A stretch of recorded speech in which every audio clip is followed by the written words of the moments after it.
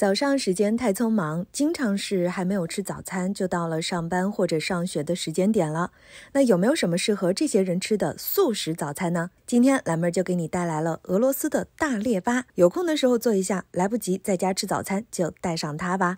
我们准备350克的高筋面粉，碗内加2克的盐，随后倒入60克的糖粉，加3克的酵母，搅拌，让它们充分的混合。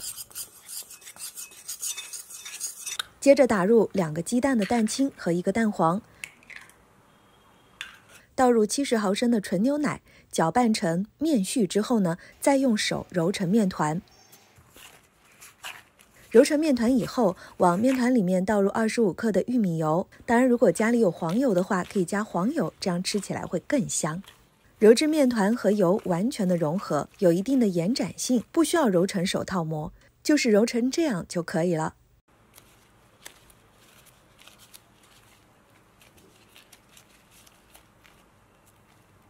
将面团放在碗内，盖上一层保鲜膜，放置温暖的地方进行基础发酵松弛半个小时。面团发好之后取出来，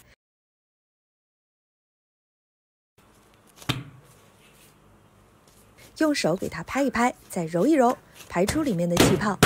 吃这个面包啊，你还会感觉到饱腹感特别强。继续盖上一层保鲜膜，松弛15分钟。随后取出来，用擀面杖将面团擀成一个厚一点的片状。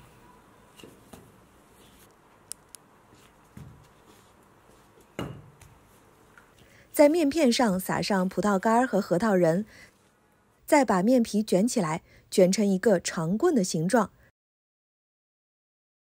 稍微搓一搓。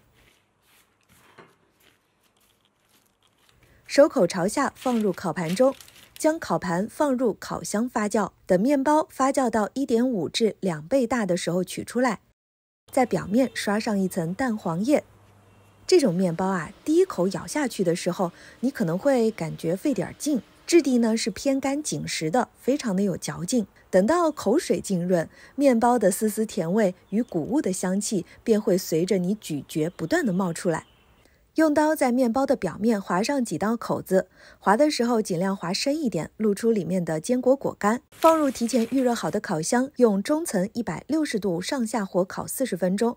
烤好以后取出来，这个俄罗斯大巴列就做好了。